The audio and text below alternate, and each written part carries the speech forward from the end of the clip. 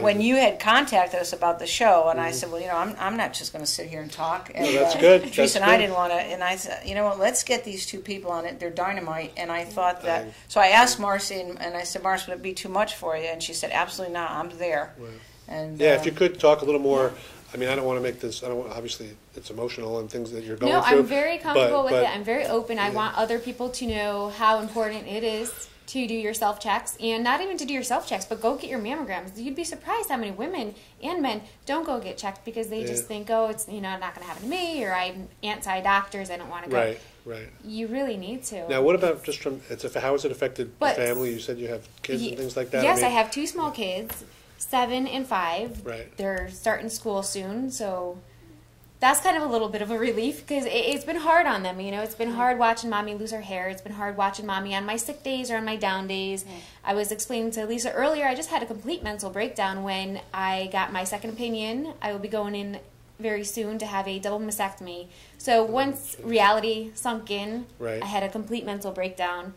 And you're going to have bad days. Sure. But for the most part, you need to just, kind of suck it up, roll with the punches, put on your pink boxing gloves, and just fight back. If somebody don't stop doing things because you have cancer. Right. Now, if somebody goes through that from an emotional, mental state, I mean, what would you recommend now that you've been through something like that to do that? Because that's different than the physical, operations and treatments. Mentally, when I was first diagnosed, my main thing was I don't want my kids' routine to change. That was my first initial onset. I don't care what happens, don't let my kids' routine change. Once we got that, I got that out to my immediate family, then it was, how am I going to deal with this? There's plenty of options. I could sit here and I could feel sorry for myself, I could have pity parties, but that's going to affect my kids, and that's not who I am. You got to stand up, you got to take control of the situation, no matter what the situation is, what type of cancer you have, and you just have to, you have to go with it. You have to take control of your life, and it's got to be one day at a time. And I put it out on Facebook. And that, honestly, I think helped me because it's kind of like when you have a problem, the first way to help yourself is to admit it. Exactly. I have this huge problem right now in my life. I need to stand up and I need to admit it. Wow. Where am I going to stand up and admit it? The best avenue being Facebook. So I did. I had gotten so much help and support right off the bat through the community. Right. Yeah. I connected with Mary Deming, and it kind of just spiraled through there. It was my therapy, and it still is my therapy, and I'm still going to need it when I have my surgery in the future. Did you, when you did, was literally that, you have immediate family and things like that. Did you at all discuss it with them before you posted on Facebook, or was that literally your first? I think just my husband. I kind of turned to my husband, and I said, okay, I'm going to announce it, and he said, what do you mean? And I said, I'm going to put it out there on Facebook, and he just said, I have your back, whatever you want to do. From the day I found the lump the 5th, by the 8th, so 3 days later, it was confirmed it was cancer. He's had my back every step of the way. Wow. And he just went with me. He let me post it. He then, kind of did his own thing. And was your family okay, let's say, learning about it on Facebook versus you telling it? No, I did. I contacted all my family. Oh, you did? Yes. No, I would never. That's what I was trying my to immediate understand. family, and the thing is, I have a huge family, humongous family, so it was hard to contact everybody, but I did try to reach out, and that was another hard thing, too, is getting to them before they, Right, exactly. And they knew. We were all waiting for the results, so it was just, and throughout the whole chemo, I just finished, woo, woo, and I'm very happy. I made it through. It is literally, what doesn't kill you will make you stronger, and I believe that, and so I just finished, and on to the next chapter, the surgery. That's good. Kids going to school, right? And the kids, it is perfect timing because the kids are going to school, and so I will be able to rest and recover. When is the surgery, Marci? September 20th. Okay. At Yale. Okay. Oh, Done at okay. Yale. And I did just want to clear something up a little earlier. Sure. We were touching base of the genetic testing. Right, yep. I did have genetic testing. There's 2 main kinds. One did come back negative. And that goes to stand true of what you were saying, the statistics of 10 out of, not everyone. Yeah. It's more common not to be genetically. That's right. See, that's and so my aunt and I, as of now, we're not genetically linked. I'm still waiting for one of the tests to come back, but because the first one came back negative, it's very likely the second one's going to come back negative. And I would think, in your standpoint, to know that, meaning, not that there's foolproof, but then that's thinking you got it, your kids are not necessarily going to get it. I mean, if you Right. know it's not like, oh, I'm predisposed and they're definitely going to have it. Exactly. Right, yeah. That would be somewhat, as a mom, I would think that'd be like a huge relief to like, just, at least they don't have to Right. go through what, Yeah. you just went I through. don't ever ask, I'm glad now it's a little bit of relief that my kids, I don't have to worry as much for my kids. I still have to worry. Right. But I don't question why. I don't think that's, if I knew why or how, like what's that going to solve for me? Right. I I know still what have you're to go saying. through chemo. Right. I still No, have you're to, right. You're right. Waste of energy. Exactly. It So is. Waste of exactly. energy. I'd rather put that And that towards energy is positive toward and- healing. Exactly. Yeah, that's a Yep. good point. Yep. Good point. Interesting as we sit here and Right. you can get the feeling that we're all so close. We didn't know Marci before she had cancer. And I met her and immediately thought, wow, she is a In fighter. fact, I Oh, think you I can met just you in the tell. You can just hospital. Yes, tell. I happened to actually was brought to the hospital to meet her because she was, I know this is hard to believe out there, shy. I am really shy though. Unless you get to know me, You must have been around I'm some pretty shy. boisterous people. So She needed to be heard. There you go, that's right. she was going to lose all her hair, and she was losing her hair. She had beautiful long blonde hair, and she was losing it in clumps, and it was bothering her. Right. And her family, I knew some of her family members, and they were relating this to me. And in the meantime, Lisa and I are talking, and she said, "Whatever you need, Mary, just let us know." And I said, "Okay." So Marci decided that she'd had enough of having hair fall out, so she said Right. to her husband, "Shave it off." Yep. And that's where we came in. We said, what can we do? Right. And So there's something that Seymour Pink does, right? we To did. address We that, right? we actually hooked her up with Lisa. And the Lisa, funny why'd you- thing is, correct me if I'm wrong, but you were in the salon mere weeks before Yes. because she was going to book a wedding party or to get her hair done for Wow. a wedding. Oh, So wow. Actually, this Marci was and right before I actually was met. diagnosed with breast cancer. Right before. It was probably the week before I was diagnosed. I had gone in looking to see if we can't take up the whole slot, basically the whole salon for the wedding party. And we had ironically met a little bit in advance. A little Wow. in advance, and then she popped And back then in, came back. and Yeah. to my surprise, Has it was Yeah. called by Mary, and exactly. And And she had Marci didn't want to ask for help.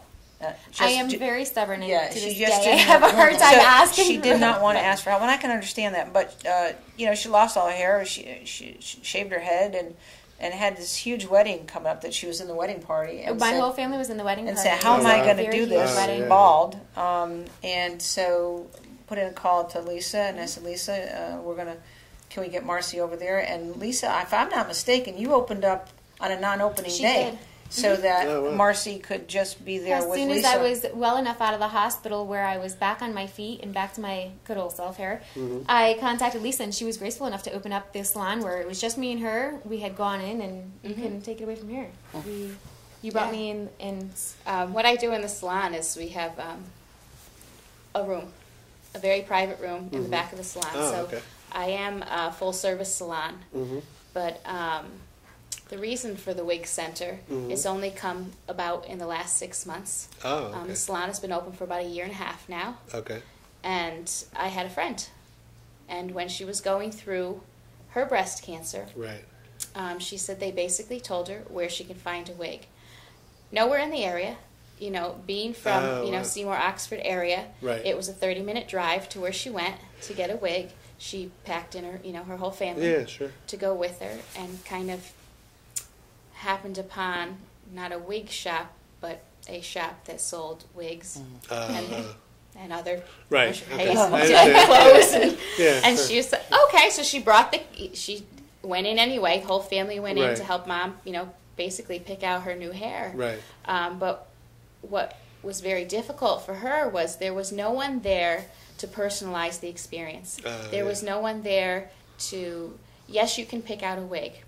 There are so many different types of wigs that you can use. And some people, are looking disposable. Some people are looking long-term. Right. When she came out, to make the long story short, yes, she had a wig in hand, and she went home with it. And she did tell me that about 3 days had passed where she felt like it just didn't fit correctly. Okay. She wasn't wearing it, had to go make the journey back. Oh, man. And basically, what do I do with this? Right. The bangs are too long. It's not fitting right. Well, we're wearing it crooked because it was an asymmetrical bob, which meant a longer side, a shorter side. Oh, wow. She's trying to wear it straight, Right, not knowing right. so the bangs are this way. And how do you cut them? Wow. So what we do in our salon is we offer extensive wig care also. So not only can you come in and ask us questions, Right. we're well versed and well trained in what your hair is going to do, what's going to happen to your hair. Right. Yes, it's going to fall out. Is it going to fall out even? No. Will it come back? Will it all fall out? It's different for everyone. Do you actually, I mean, I would think you'd be a little hesitant to kind of recommend things, but if someone doesn't want to shave their head completely, can you also work with that situation and say there's a wig for someone who's just losing their hair? We have as wig opposed pieces, we have hair pieces, we have just bangs, and you've mentioned that, and I have seen people only lose parts of their hair. Right. So we can also take care of. We have clip-in extensions if it's just thickness that you're losing. Oh, okay. So it's something that you can do for yourself every day. Right. We also have pieces that can attach to hats, to scarves. Oh. That would be bangs Yeah. and hair hanging underneath. So maybe you don't want that whole Sure, feeling yeah. of having something out And of is your this, head. do this just for cancer patients or for No, the public in everyone. general? We have people who suffer from alopecia. Right. People just don't like their hair. Right, yeah, exactly. Right, sure. But you know, from a medical standpoint, there's a lot that's going to happen to someone that has cancer. Right. And my job is to make you not worry about your hair, because your hair loss becomes one of the biggest worries and the not biggest worries all at the same time. Oh, You're yeah. trying to worry about your health, and all of a sudden my hair's going to fall out. What am I going to do about my hair? I know. And women are vain if you look when at it it from comes a to- from a I was science, just going to say that women are, Oh, we vanity, have- thy everybody, neighbor's woman. men too. These I are think so men vain. don't. I think the difference is women will express Yeah. it in a way. Exactly. Men may Men won't think express that, but just won't say it. Yeah. I think. But I think They'll say it now. Well, they'll Yes. now. Well, Yes, you know, they well, it will. depends. I guess you're right. I can't generalize. But the thing is, listening to this, it's like when you think about it, it's compared to what's physically going on in your body. Yeah. It's like pales in comparison. But yet, you know, But it is very- it's but very people don't see what's emotional. going on, so they see that, and it affects, you know, when you're So what we outside want to do as and a things salon, like that. you know, and the wig center is to take that one worry. If that's all I can do for Right. you, No, that's the way right. to support you Yep. is to take that one worry away from you. Yeah. We put it out there. So And not only they will do, we yeah. fit you and find you your type of wig, whether Right. it be human hair, synthetic hair, pieces, something that you know you can apply heat to, not Right. apply heat to. Right. But we will take the care of the wig also into consideration. okay. Do you need it shampooed? Do you need it restyled? Human hair wigs can be styled by heat. So you can also, if you're not well enough to come in, have somebody drop it off. We will prepare it for you, have it ready for you, have them come pick it up. So we're offering these extra services Right. as well as what happens when I want to take this thing off. Right. What happens to my hair when it starts to grow back in? Right. Or I would think care to your scalp now that you're not Absolutely. really out. Like, it's like wearing a hat all the time, We had essentially. talked right? about, So you've got you that. know, just a little earlier. Will it come right back in? Right. It doesn't come right back in. To shave someone's head bald is different from losing hair Right. from a follicle point of view. Right. You're losing it underneath the scalp. Mm-hmm. So just because you stop, does it all come in even? No, it could come in, you know, at different times. Right. So there's going to be a time where you're going to maybe want to wear a wig while your hair's growing, and you had no idea that was going to happen. Mm-hmm. There's going to be a time where, what do I do while it's coming in? Your hair will usually come in a different texture, a different color. Yeah. So we want to be there to support them as their hair is growing. Right. And Wow. I'm not blind to the fact that there are 20 other salons in Seymour. I don't want to take away from another salon. I would love to help other hairstylists that maybe don't work with wigs, Right. so that they could come in, purchase a wig, and then go back to their stylist and say, you know, Yeah, And that right. was very, Because that some- was, you know, yeah.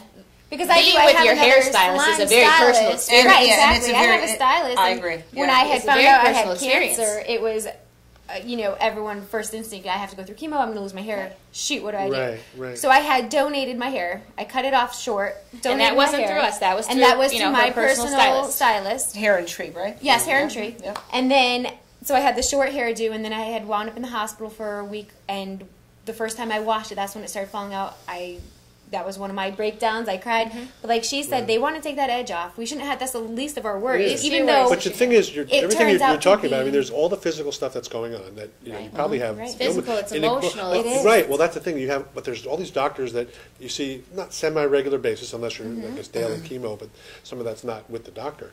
But then you have all of this. I mean, they always talk about, bartenders, hairdressers are like basically therapists. I mean, think about it. You're probably disclosing things to someone you see every day, about what you're going through. They become like, their pseudo therapists. Your good friends. I would say that two of them are, even though, We've become, I think, she's a great supporter of mine, and in return, once I'm able to give back, I'm going to give back and support not only Envy Hair Lounge, but also Seymour Pink. And Lisa was great. Going back to our story, she opened up the salon just for me. She brought me in, even though it was just us in the salon, she still brought me in the back room where it was private. For those who aren't as open as I am, or a little more shyer, and she took her time with me. She never once looked at her. Just pretend you're not here for a minute. She never once looked at her watch. She had all the patience in the world, and of course I had thousands of questions. I asked her about the real hair compared to the synthetic. I was like, just pretend. But she just took her time, and she really answered. I mean, at one point I didn't even have any questions, because she kind of just took charge, and she was like, here's this and that, and without being overly. I think part of that though is her love of what she does and her dedication to this cause, and I think that's what comes through. And so it's not a job.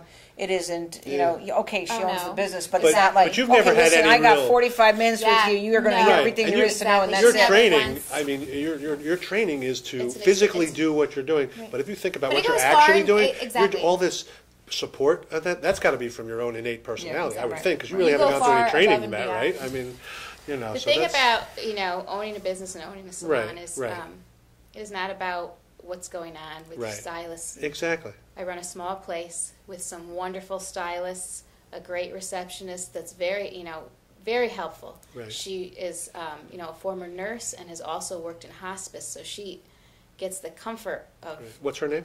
Her name's Christine Hill, and she is a great front person, because she's going to answer that call initially. Right. And she's going to have a few answers for them, but then unfortunately, they have to wait to either come in or, or to speak with me. So we're a very tight-knit group, and when I opened the business, it has nothing to do with business. Yeah, it's about the client. The client is your business. And when you have a group of people that believe in the same thing, it's easy to put it out there. Right. My manager, Brian, he also does the wigs. So he's well-versed in with the wigs and stuff like that. Right. So, not only do I have brilliant stylists, but now I have people helping people. Yeah. I mean, when I came to Mary, it was because I run a hair salon. We are 80% women. So breast cancer it's a big deal. Right. There is not one stylist in there that can say, I don't know anybody that has it, because we've all had clients who are fighting it right now, who have lost a battle, have been diagnosed, has a family member. I mean, we could take at least 25 to 50% of the people we work on every day, and they could say, been there, done that. They are connected. So how do you help these people? Before the salon, the only thing I could hope was that my client would bring the wig, because I want to help. I want to help. You can't throw yourself at people. Right. So a lot of people, if you were lucky, you got to see them after their fight. Wow. You weren't going along. I've worked in Seymour for 15 years now. I kept a salon in Seymour. These people aren't just your clients anymore. They're your friends, they're your family, and you become part of their support. You mentioned that you approached Mary. What prompted you to do that? In other words, was it something you heard about what was going on with Seymour Pink? Did you just feel like I've heard about, I've seen them out there, and I said, I need to be a part of this. I need to be a part of this as a woman and as a mother of a daughter. Right. Breast cancer has not quite, it has not touched an immediate family member of mine yet, knock on wood. But am I aware that it could? Absolutely. Has it touched friends? Absolutely. Has it opened my eyes that Marci at 30 years old came in? wow. I mean, at 39, I need good, you know. Yeah. I wait until 40. Yeah. Well, Right, no, right. not anymore. And what was really Last nice year. too is Mary and Lisa had worked together behind the scenes. Let's be real. Like I was stressed out as it was of losing my hair, and then once I saw the wigs and the prices of the wigs, and that's when Seymour Pink stepped up and they said, "Listen, you don't need to worry about any of this. If you do what's comfortable for you." So they worked it out behind the scenes, and that's where Seymour Pink had helped me. They bought my wig for me. Right. Lisa styled my wig. Actually, she did the wedding, too. Right after I had gotten the wig, I says, I have the wedding to go to. She says, no problem, drop it off. I dropped it off. The next day or 3 days later, she called me saying, your wig is ready for the wedding. I went in. Tried it on, made a few adjustments because the canvas head is a different size than her. So the bang hang, it went a little low. I'm thinking hers is a little bigger. She had wedding hair. Wow. And no one could tell at all that I was Oh wearing no, but she had gotten down to 2 different wigs. Oh, and, really? Right. And I knew her. I knew this about her because she's young, and I'm just thinking my own kids. I said to her, "Do not order off the menu on the right column. No. Order on the left column. So don't look at the price. Right. Tell us what you want, and I'll present it to the board." And went to the board and said, "This is the deal." And they said, "And you're here because what?" And I said, "Well, want to ask." What do you think? And they said, "Do it. Go for it. Tell her whatever she wants. She's got." And we're not a fully stocked wig salon. You can't walk in and right. pick off It's the basically wall. custom, I would We're think. custom. Yeah. Right. So basically, match colors, match lengths, match hair, custom cut. You can custom color it. And what we do is we also help the client work with their insurance. So Yes, that's right. if they have it's like a prescription from a doctor for cranial prosthesis. They need that, and they need a receipt of payment from us. And all they have to do is send it into their insurance, and they probably have a deductible. Right. Almost all insurances have a deductible for a cranial prosthesis. So the insurance will pay up to a certain amount for your first wig. And then that's where Seymour Pink came in, and they finished covering the wig. And as we grow, we want to be able to say, what do you need here? Right. Right. Scratch back, scratch my back, I'll scratch yours. One of the things that we probably should say is Seymour Pink's mission, which is to fund, raise money, to fund research, education, and to empower and assist those victimized by the diagnosis. Sure. So much of the money that we're raising now, we find we're actually giving to the victims who've heard that diagnosis. We have on our website financial forms that you can download, and they're specific. You have to, and Marci had to do this too, you have to fill them out and tell us what you want, and the doctor has to sign it and give the diagnosis. Right. And then that's presented to our board. So all the monies that are raised, this past month we had 8 financial requests come in from different people in the community. Wow. And we gave out $8,000. We have a limit of $1,000 to each person. So we gave out $8,000, and that's why the fundraisers that we do, and Lisa will speak of one that she's doing on October 20th, the Cut-a-thon, all the money that they are raising is coming to Pink. So it is, one hand washes the other kind of thing, so that we'll have more money.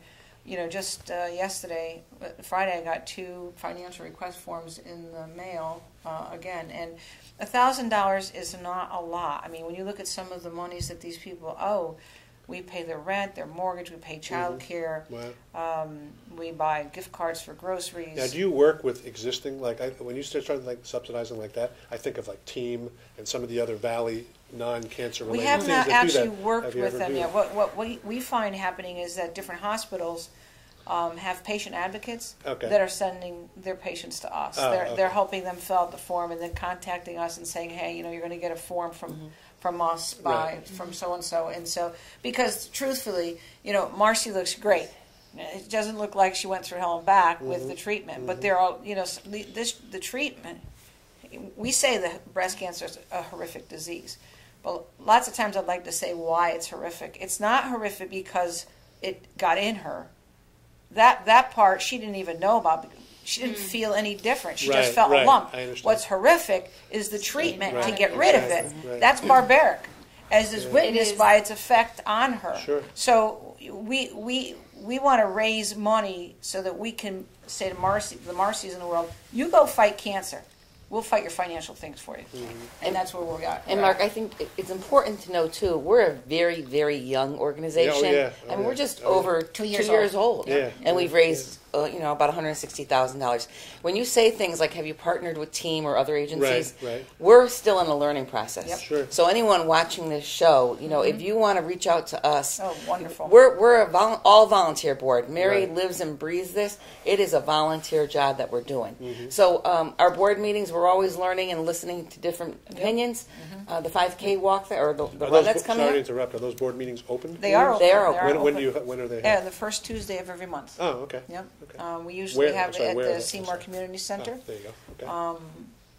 Unless it's a summer one, and that's usually booked. So then we have it at private residence, but Oh, that's still okay. open. We let people know where it is. We're the board is 17 in number, but certainly we have more volunteers that show up for Right. all of our fundraisers. Right. We couldn't do it without the volunteers. Oh my God! Oh, sure. And that's what your approach to the 5K, run was Yeah. by Seymour Traditions came to us and Right. said, we think this would be a great partnership. It'll be an easy fundraiser for you. But it's people out in the community that are looking out for us and bringing in their ideas. And a lot of them are being sponsored by different organizations. I know we have some group in town that will be doing they're having a fair coming up.